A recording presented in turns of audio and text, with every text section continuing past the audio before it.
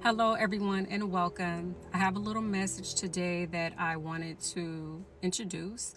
And the message of today is work out your own salvation with fear and trembling.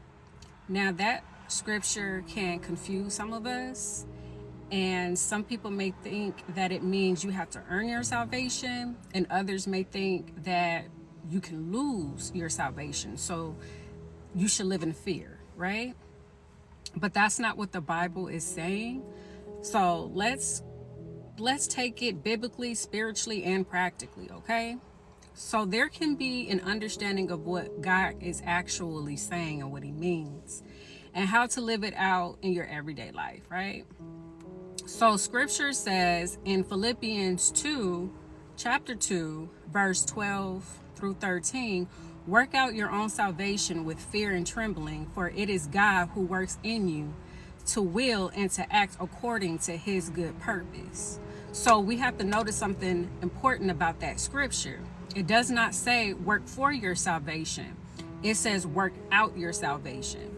So the first point is we cannot earn our salvation. The Bible is very clear in Ephesians chapter 2, 8 through 9, that we are saved by grace through faith, not by works. So if we're trying to prove ourselves to God, if we feel like we have to perform to be accepted, that's not salvation. At that point, it's pressure. Salvation is a gift. So if Paul isn't telling us to earn it, what is Paul saying?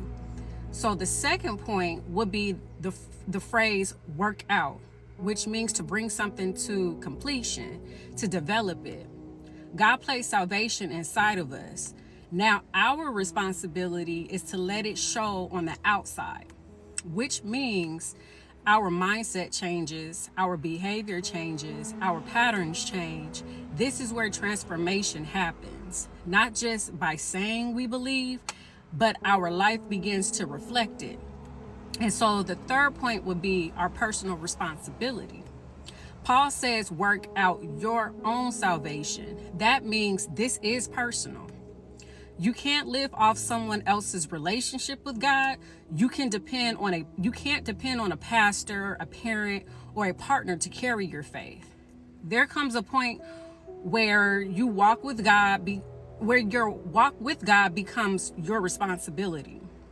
So that means you seek him, you grow, and you obey. Not because you're forced to, but because you're transformed. So the fourth point is the fear and the trembling, the right understanding of it. Dealing with this phrase, fear and trembling, this is not anxiety, this is not insecurity, it's reverence. It's understanding that God has a place in you, and it's a posture that says, God, I honor you too much to live casually with what you gave me. Okay, and so the fifth point would be God working in you. And this is the part people overlook. Verse 13 says, for it is God who works in you. So while you're working it out, God is working it in. He gives us the desire to change, the strength to obey, the conviction to grow.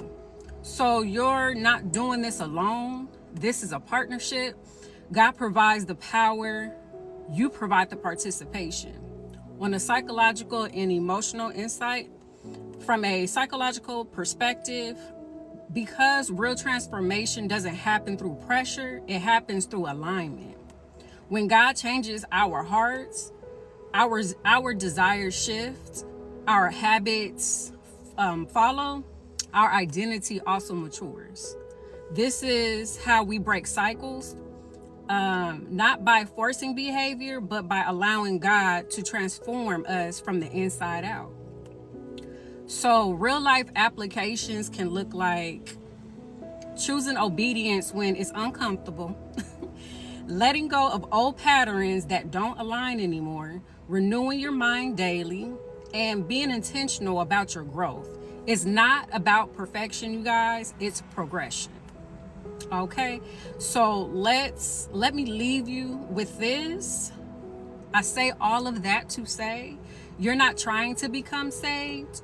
You're learning how to live like someone who already is saved. God has already done the work to save you. Now he's inviting you to walk it out, grow in it, and become everything he placed inside of you. That's what it means to work out your own salvation. Okay, you guys. So thank you so much for those who this may have resonated with. I'm hoping that this also gave some type of clarity and understanding to those as well. But until next time, you guys, be good to you. Thanks.